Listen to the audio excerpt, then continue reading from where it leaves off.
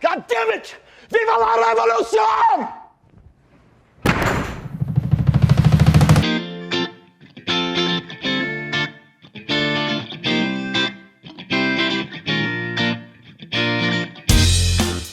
Hello and welcome to Intoxicated Masculinity. If it is Oscar season, then I am putting out an Oscar prediction video.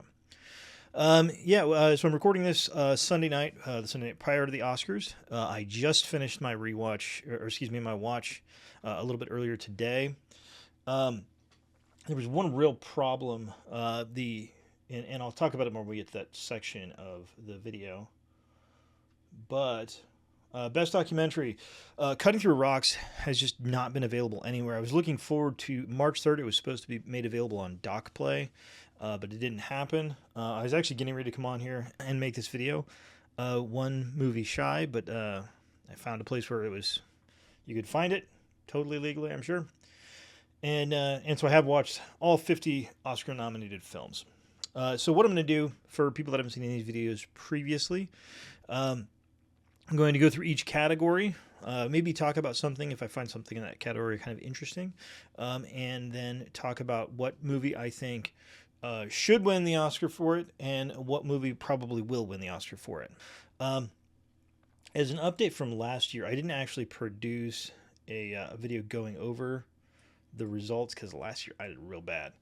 I got 10 out of 23 accurate in 2025. Hoping this year I do a little better. The previous year I actually did quite well. The previous year I did 18 out of 23. So we'll see how this year goes. So actually we're going to start off with a brand new category. This is the first year they've added it, and that is Best Casting. I don't really know how to decide who will win this category. When you have a new category, it's kind of it's up in the air as far as what the voters are thinking when they're voting on this category. So we don't know. In this case, we have nominated Hamnet, Marty Supreme, One Battle After Another, The Secret Agent, and Sinners. So in this one, I'm thinking that casting is probably going to be rated as the most casting. So in other words, I think generally speaking, and again, we'll see, very much could be wrong on this, that the film that has the most or biggest cast is probably going to win. So in that case, I think that Sinners both will and should win this award. It should be stated, this is Sinners has gotten more nominations than any film ever. It has been nominated for, I believe, 16 Oscars, which is pretty crazy. I should put in that it actually cannot win all top 5 because I don't think they had no Best Actress. So there's a thing that is in the Oscars, 3 films in the past, and I'm not going to tell you what they are. You're going to have to look them up. 3 films have won the top 5 awards. That is Best Picture, Best Director, Best Actor, Best Actress, and Best Screenplay. And they are not nominated for Best Actress, so they cannot win that, unfortunately for them. But I mean, I think they're still going to win quite a bit this year. So in this case, I think Sinners, it just has a huge cast, and all the cast is really, really good.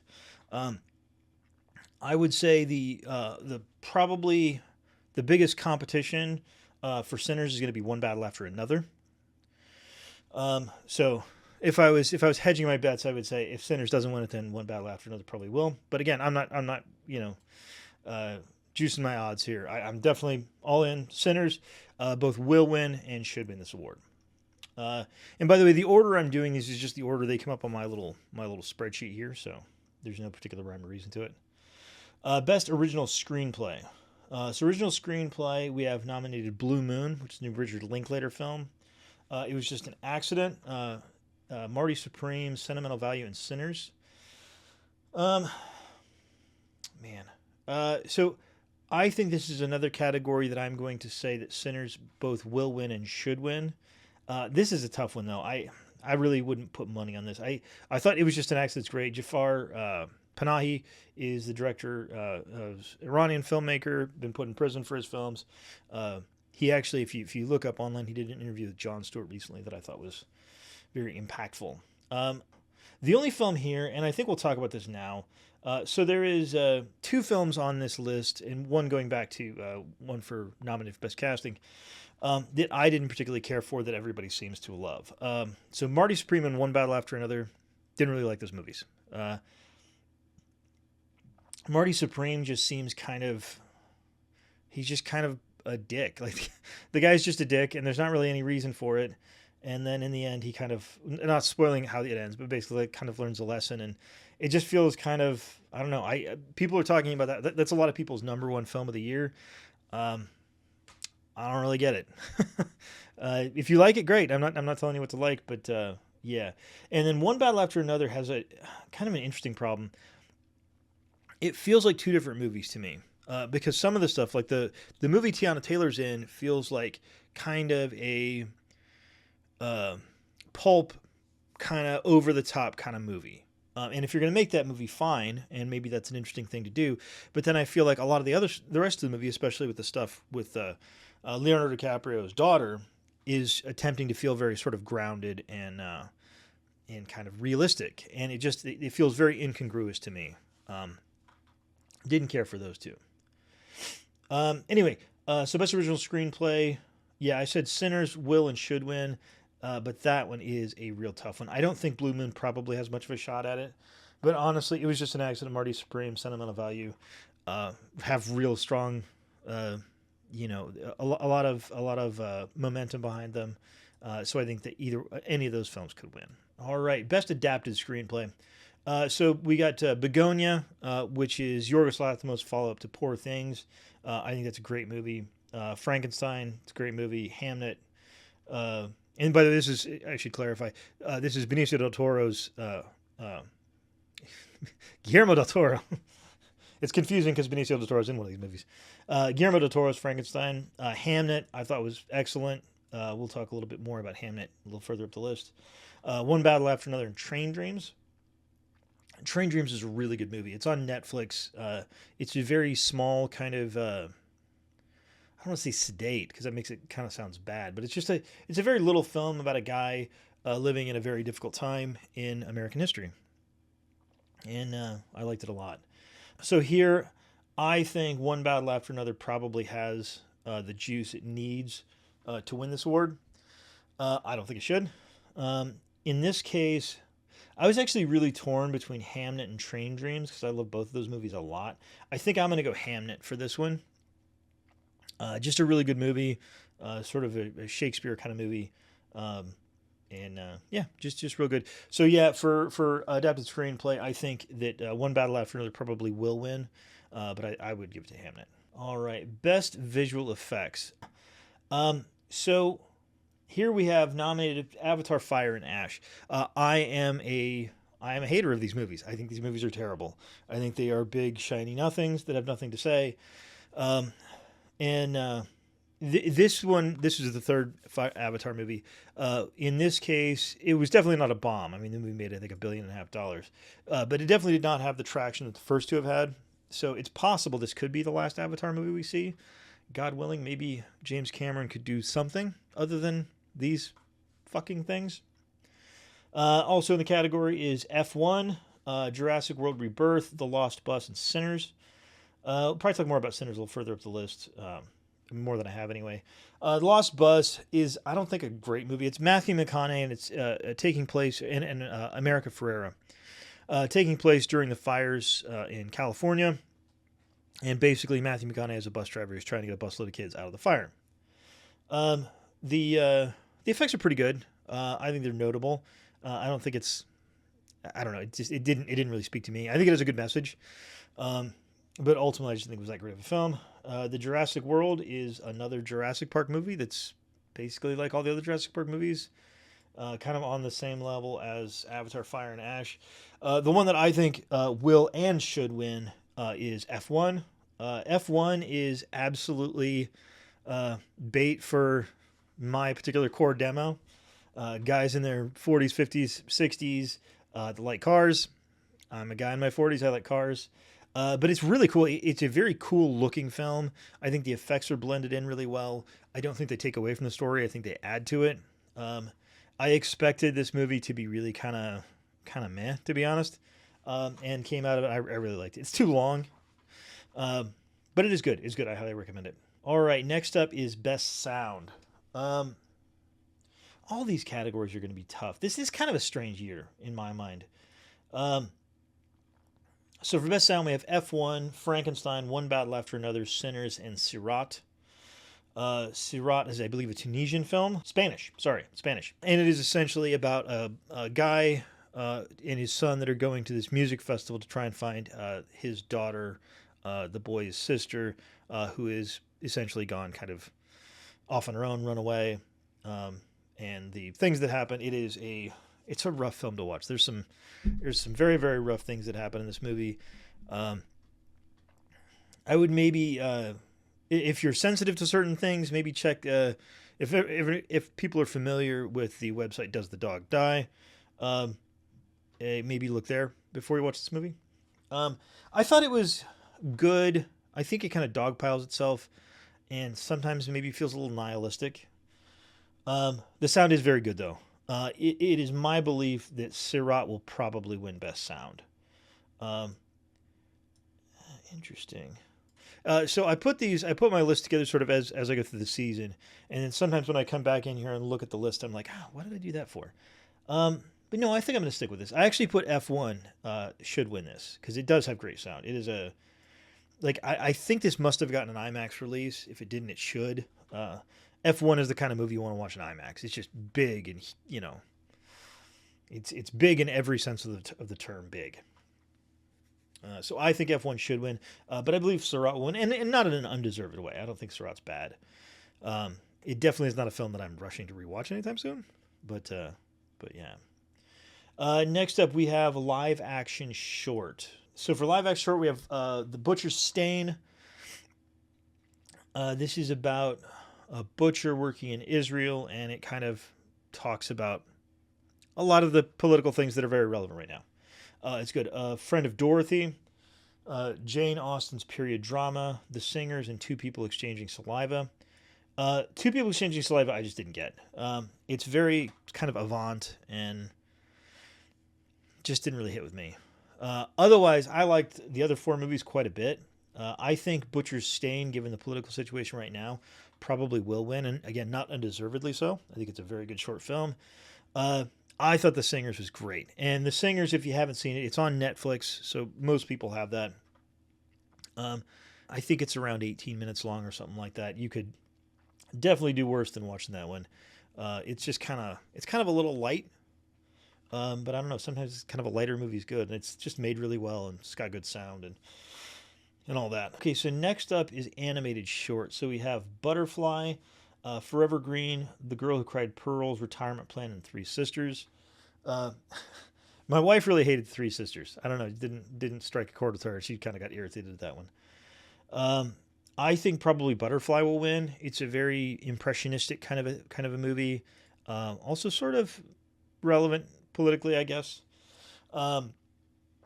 When we watched these, we watched all the shorts together in a local theater here in town, and at the end we were both like, yeah, Retirement Plan. It's Retirement Plan. It's the best one. So I think Butterfly will win, but I would say Retirement Plan should win. For production design, we have Frankenstein, Hamnet, Marty Supreme, One Battle After Another, and Sinners. This is kind of a tough one. I don't think that One Battle After Another really has any chance here. I don't think Marty Supreme does either, to be honest. I just don't think they are. I mean, I guess you make an argument for Marty Supreme.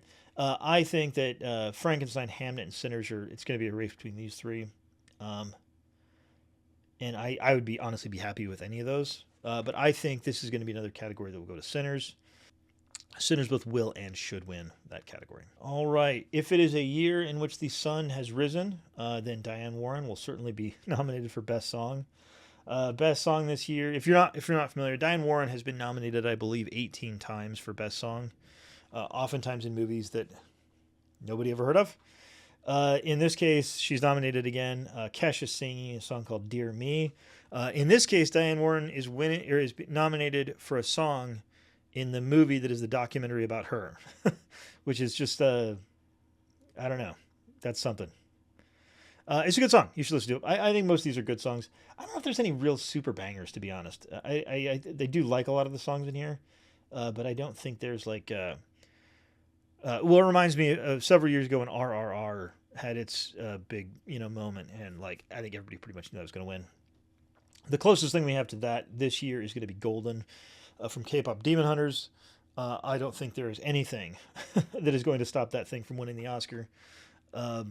But also on the list we have I Lied to You from Sinners, Sweet Dreams of Joy from Viva Verde, and Train Dreams from Train Dreams. Viva Verde was another tough film to find. It's maybe not tough to find. It's available only on this one tiny little streaming service called Jolt. And you've got to pay. I think it's you have to pay $10, but it's suggested to pay 15. I paid 15. And yeah, it's a little movie about this essentially like a nursing home for musicians in Italy, and it's good. It's not, I don't know if it's super impactful, but it's good. So I think there's no way K-pop Demon Hunters Golden is not going to win this Oscar. I would give it to I Lied to You from Sinners because I think that's it's both a really good song and like the scene in the movie is really good in it. So that would be what I would go, but who's to say? Next up, we have original score. I am not the best at music, well, to say the least. I sometimes notice it, I sometimes don't notice it. I think actually this is the category where I should say, this is nominated films are Begonia, Frankenstein, Hamnet, One Battle After Another, and Sinners. While I was not a big fan of One Battle After Another, I did really like the score. I think the score is really good in that movie. And so I think that if it won, I wouldn't be furious. But this is one I just can't imagine Sinners doesn't pick this one up. I mean, the whole film's about music and sound and all this stuff, and it's got a great score and it sounds great, it looked great. I think Sinners is going to win this, and I think it should win this. And I don't really think it's all that close. But I mean, One Battle After Another did have a good score, so if it won, I wouldn't be furious. Okay, next up we have makeup and hair. There's a couple movies I want to talk about in here. Actually, several. Most of these movies are notable for one reason or another. So first up is Frankenstein. Again, Guillermo del Toro. It's a Netflix movie, so you can watch that one. The next is Kokuho. So Kokuho is a movie that I was dreading to watch. Kokuho is just a shade under 3 hours, 2 hours and 55 minutes. And it is a film that's taking place in post-war Japan about two boys who are in kabuki theater actors. And I mean, I read a period drama about kabuki theater actors that's 3 hours long, and I was absolutely dreading seeing this movie.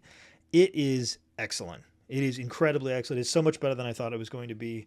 The characters are great. Where the movie takes you is not like I think one of the things, especially in the first maybe 15 or 20 minutes, I kind of thought it was going one direction, and it was not going in that direction. It was going a different direction. And amazing. This is a movie that at 2 hours and 55 minutes, I wouldn't cut a frame, which is saying something because I am very much. I am very much someone who believes, cut these things to the bone, and they're the most effective when you do. I don't feel like there's anything you could cut out of Kokuho to make it any better. I think it's exactly the length it needed to be. Excellent film. Absolutely excellent film. Next up, we have Sinners. Already kind of talked about that. The next one is probably the most notable on here. So this is The Smashing Machine. This is Dwayne "The Rock" Johnson's big dramatic shift. It's about a UFC fighter. I think the movie's fine. I think that The Rock clearly cared about this a lot. I mean, you can tell in his acting and sort of in his actions. This was a project he really wanted to do, and I think he very much kind of put his heart and soul into it. I just don't think it worked. I think, honestly, the thing and by the way, this is one of the Safdies, and I can never remember which is which. Because one of the Safdies did Marty Supreme, the other one did The Smashing Machine. This is on the director and on the script. It feels very, like you don't know where it's trying to go. It's just kind of all over the place. It kind of shows you scenes. And it didn't really work for me. However, Dwayne Johnson is transformed into that character. Very much so. And the last one is The Ugly Stepsister. So The Ugly Stepsister I saw earlier this year. I need to say who that director is because it's important. Amelie Blichfeld. The reason I wanted to look her up specifically, this is her first feature film. And I think this movie is really excellent. It's very much kind of fairy tale horror kind of situation. So because of the horror in me and because of how much I love horror movies, I want The Ugly Stepsister to win. I don't think it has a hope. I think this is going to go to the Smashing Machine. And this is sort of some of this what I've heard behind the scenes is that the guy who is the makeup artist on the Smashing Machine is very popular with a lot of big people in the industry, and that's sort of why this got nominated. And so I have been sort of under the impression that the Smashing Machine is a very high probability of winning this award. I kind of hope I'm wrong. I think Sinners and actually, honestly, Kokoho, the makeup in Kokoho is excellent. It's incredible. So I think honestly, the Smashing Machine would probably be my last. I think if basically any of the other four movies won, that I would probably be happy. Because I mean, Frankenstein looks great, Sinners looks great. Great costumes, great everything. I mean, it's not costumes, but yeah. So I think the Smash Machine probably will win, and I'm going to be rooting for The Ugly Stepsister, but I don't think it's going to get it. Okay, international film. This is where we're going to run into one of the ones that's pretty controversial. So we have The Secret Agent. That is Wagner Moura. We have, I know it's been nominated for a few things before this. We haven't talked about it much. It's a movie about basically about a guy who's kind of on the run to get out of a country, and him kind of hiding out in these places. It's a good movie. I enjoyed it. It's probably not as high on my list as it is maybe with some others. And actually, I'm going to skip one and go to Sentimental Value. Sentimental Value, kind of the same way. Those two movies both, I don't have any complaints about them. I don't think they are not good movies. They both are good movies. But for whatever reason, they just didn't quite resonate with me as much as they did with some other people. But Secret Agent definitely has a strong shot at this. The next one is It Was Just an Accident, the Jafar Panahi movie. I think that movie is really, really good. And he might go to jail for making that movie. Sarat we already talked about, and probably the most controversial in this is the voice of Hind Rajab. I guess to get out of the way, I think Sentimental Value is probably going to win this. This is one of these things, and it's not always true, but it is a pretty good bet. If a film is nominated for Best Picture and for Best International Film, then it's probably a good bet that it will win. Now, in this case, Secret Agent is also nominated for Best Picture, so it's not a lock by any stretch of the imagination. But I think, based on what I'm hearing, Sentimental Value probably will win. What should win, I think, is the voice of Hind Rajab. And I have heard people that really, really were turned off by this movie, and I was not. It is shocking. It is disturbing, but I think it needs to be. So the voice of Hind Rajab is about a Palestinian girl, real Palestinian girl, who was killed by the IDF while hiding in a burned-out car with her family that had already been killed. What is sort of controversial about the movie is the movie is taking place from the perspective of the Red Crescent workers, and they are talking to her on the phone. The controversial bit is that it is actually her voice. It is the actual voice of the actual girl who was in that situation. I won't tell you how it ends, but I think most people probably know how it ends, and it's not very happy. It's a devastating film. Some people, again, very disturbed by using the girl's actual voice in the film. I think, given what's going on in that part of the world right now, I think it was probably necessary. I think that we have a hard time comprehending the level of brutality that's occurring right now. Which, I mean, I suppose at this point in time, it's like, which part of the unbelievable brutality are you talking about? In this case, obviously in Palestine, but there seems to be enough brutality to go around right now. So I think the voice of Hind Rajab should win, but I think Sentimental Value probably will. That's the one that seems to kind of have the juice right now, and that's what I'm going with. The next one, this is probably the category that I struggle with the most. I mean, well, now casting probably to some degree too, but and that is film editing. Film editing, like, I'm not a filmmaker.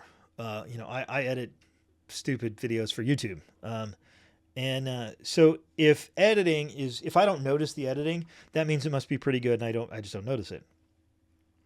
But obviously, if you're an editor, a good editor, then this is a big category. So in this case, editing, we have F1, Marty Supreme, One Battle After Another, Sentimental Value, and Sinners. Seeing a lot of those names, many, many times over. And by the way, if my voice sounds a little funny, I've had this sinus thing for a long time, so I'm kind of sound a little stuffed up. I apologize. I'm not going to really stand on this one. I think F1 looked great.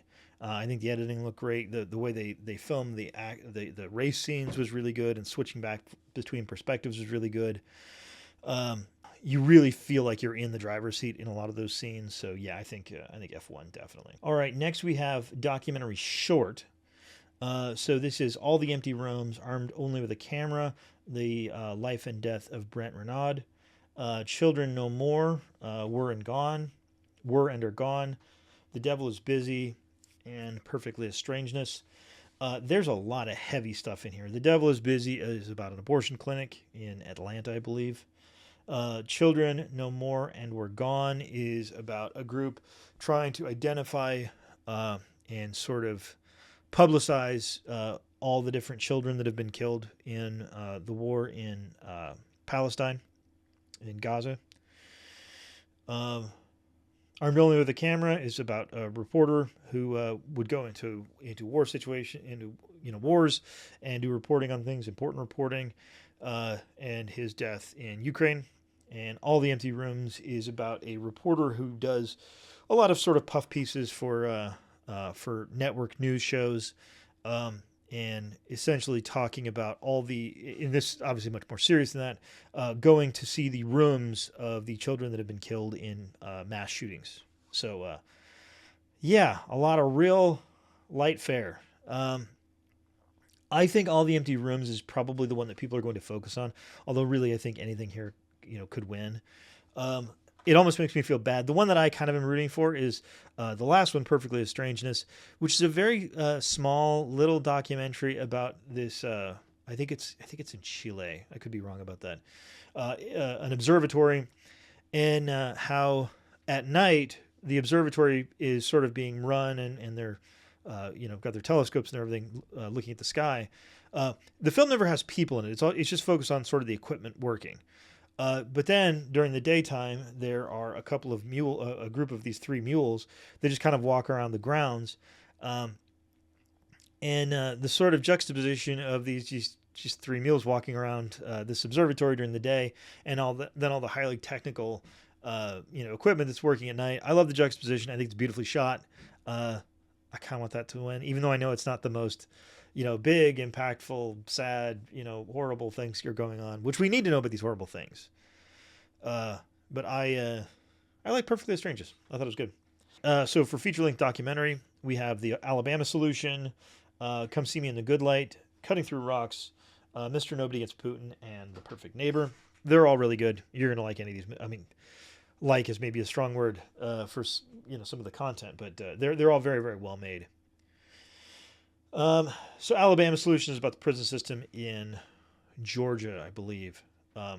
It doesn't really matter. The prison systems are pretty much the same. I mean, some of them are a little worse, but they're all pretty terrible.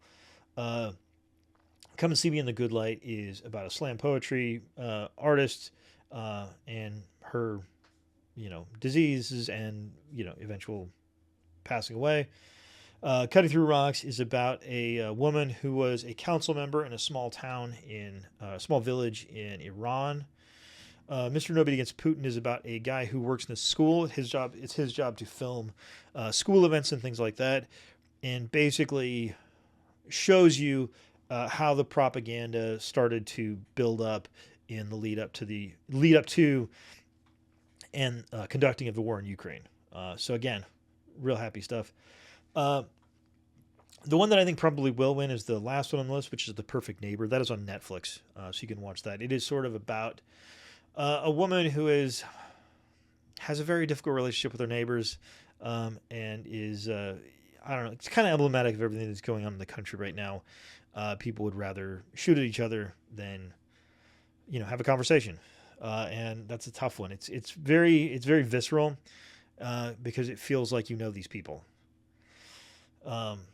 You've met these people, all these people in this documentary, and it's rough. I think The Alabama Solution is probably the one that I would give the Oscar to. I think that most people don't understand how horrible our prison system is. I mean, it is really at the third world level prison system. And I think that it's pretty ugly thing to think about because nobody cares.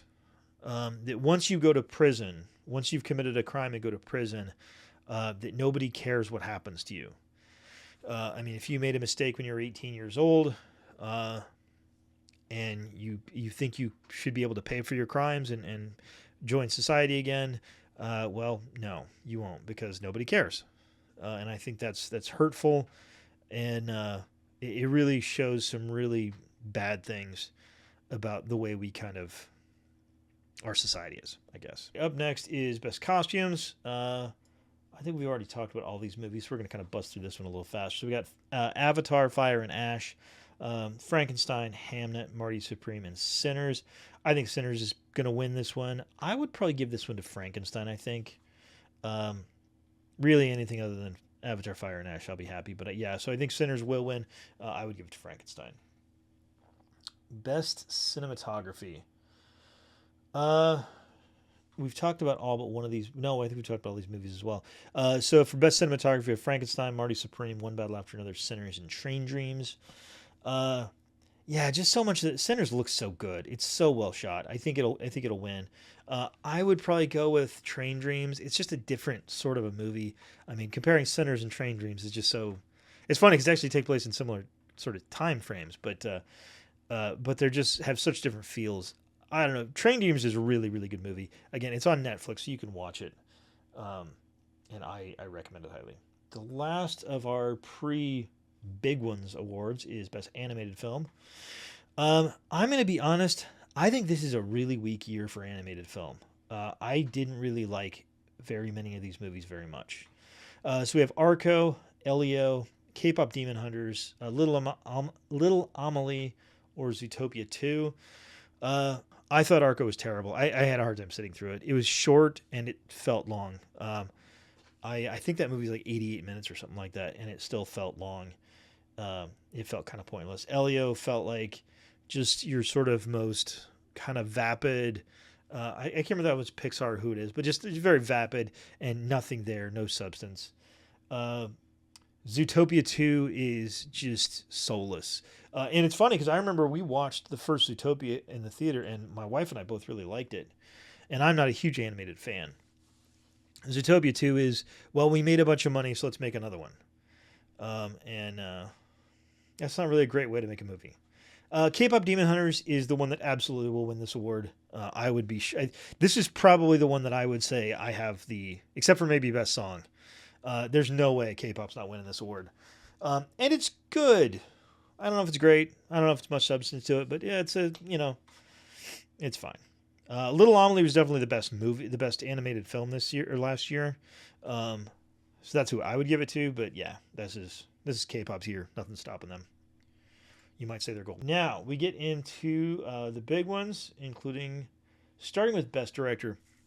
So there's a lot of discussion about Paul Thomas Anderson and whether I'll say the nominees first. So Chloe Zhao from Hamnet, Josh Safdie from Marty Supreme, Paul Thomas Anderson from One Battle After Another, Joachim Trier from Sentimental Value, and Ryan Coogler from Sinners.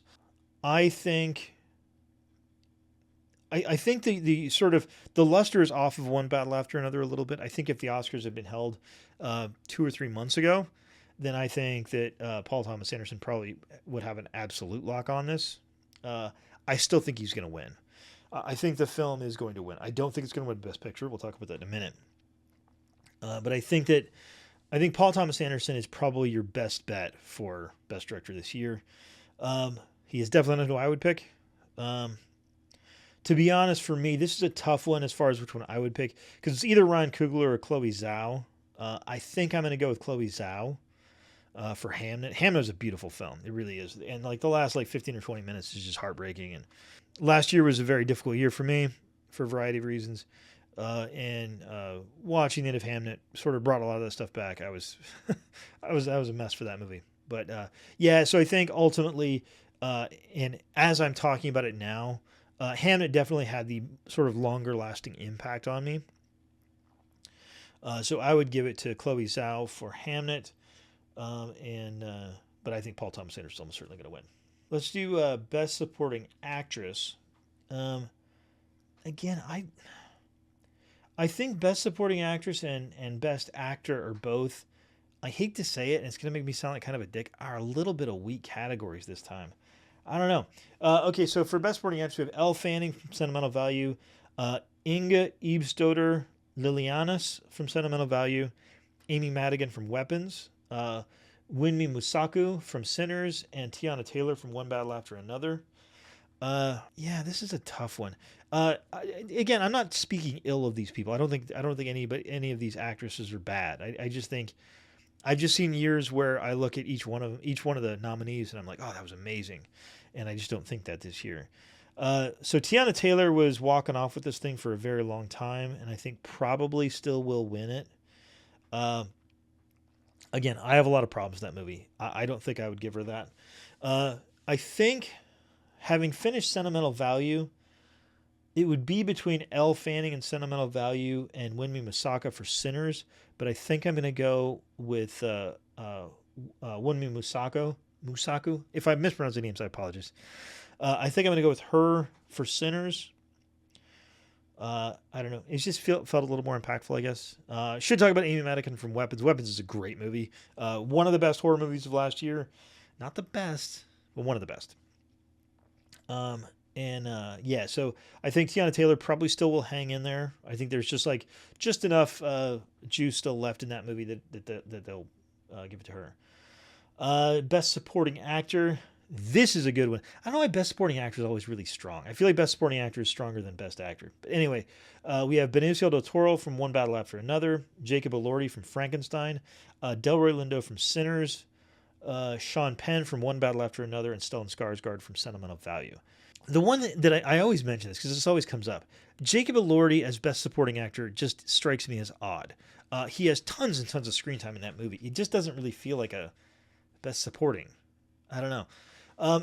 But overall, I think this is a really good category. Overall, these are all great performances. I'm going to say Sean Penn both will and should win this. I think he is easily the best part of One Battle After Another. It's the most this is America. Like Sean Penn in that movie is America in all the worst possible ways. I would love to see Delroy Lindo finally win his Oscar. I think that he deserves it. He's been in so many great movies. And he also has one of the coolest names of any actor ever, because his name's Delroy Lindo, for God's sake. That's just a cool ass name. But I think probably Sean Penn. And honestly, in this category, I don't hate any of these people winning this category. They're all real good. Best Actress. This is a pretty good category too, I think, overall. So we have Jessie Buckley from Hamnet, Rose Byrne from If I Had Legs I'd Kick You. This is the only nomination that one got. Real good movie. Rose Byrne's fantastic in that movie. Kate Hudson in Song Sung Blue, Renetta Reinsve, I apologize, from Sentimental Value, and Emma Stone from Begonia. Kate Hudson in Song Sung Blue is really pretty good. I thought it was funny that there was stuff that came out in the trivia that she put on 15 pounds for that movie, which, can you imagine? There's just a gigantic woman. No, she plays it really well. It's a very human story. I liked it a lot. I thought Hubert Jackman was very good in it. So in this one, I think Jessie Buckley is on path to win. She won the award at the actors. She won Best Actress at the Actors Award, and I think she's great in it. The last 15 minutes again, it's devastating. I would really be happy to see Rose Byrne win this one too, though. She was so good, and If I Had Legs I'd Kick You. It feels almost like a fever dream, that movie. So yeah, I definitely Jessie Buckley all the way, but Rose Byrne's fantastic. Kate Hudson's great. Emma Stone. I didn't say about Emma Stone. Begonia's really good too. It's a really, really good follow up to Poor Things. It's not really like Poor Things, but it's of a type, I think, and I think it's very good. Sentimental Value again. I don't know why. For some reason, the movie just didn't resonate with me like it did, I think, with a lot of people. Closing in on the end here.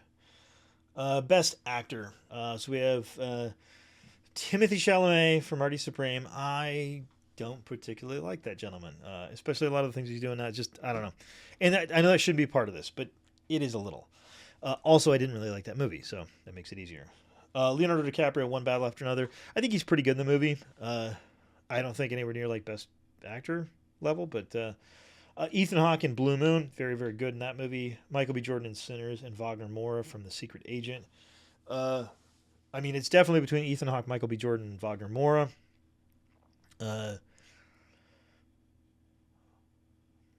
Michael B. Jordan won at the Actors Awards, and I think that will probably hold true here. I think Wagner Moura has a chance. I mean, I know a lot of people saying Timothée Chalamet could win.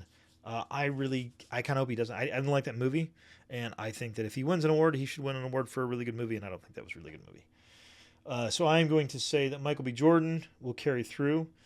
He will win, and I think probably should win. Although I do think, as far as best actor, categories, I do feel like this is probably a little weaker than some of the years I've seen in the past. All right, and finally, that brings us to Best Picture. Best Picture, we have Begonia, F1, Frankenstein, Hamnet, Marty Supreme, One Battle After Another, The Secret Agent, Sentimental Value, Sinners, and Train Dreams. We've talked about most of these movies. I didn't talk much about Frankenstein. I liked it a lot. It's a really good movie. I like how it's paced. It's just a good movie. It's just a really well-made movie. That Guillermo del Toro, I think he knows the two thing about filmmaking. So this could go a variety of different ways. I think...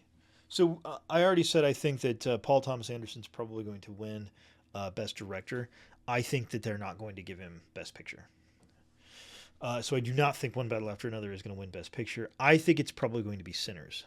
And I'm okay with that. I'm not in love with it, but I'm okay with it. I would give it to Hamnet. I think Hamnet was probably, of these movies, the best movie I saw. And here, kind of at the end, after I've given this, the biggest snub here is Eddington.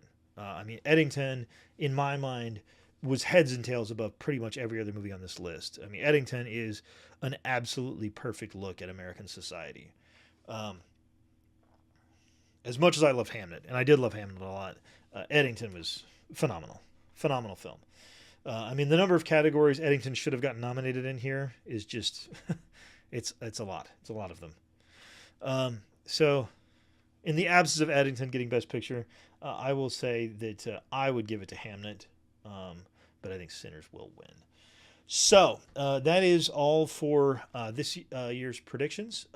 We will see this coming Sunday how it comes out. I will try to do a reaction video and talk about who won what and how I did score wise.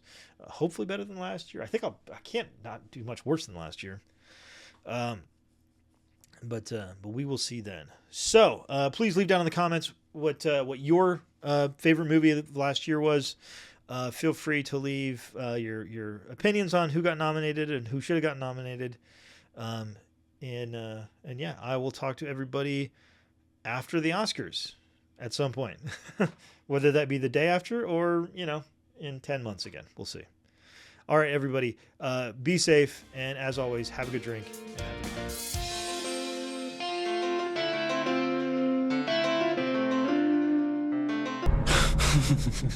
That was really good.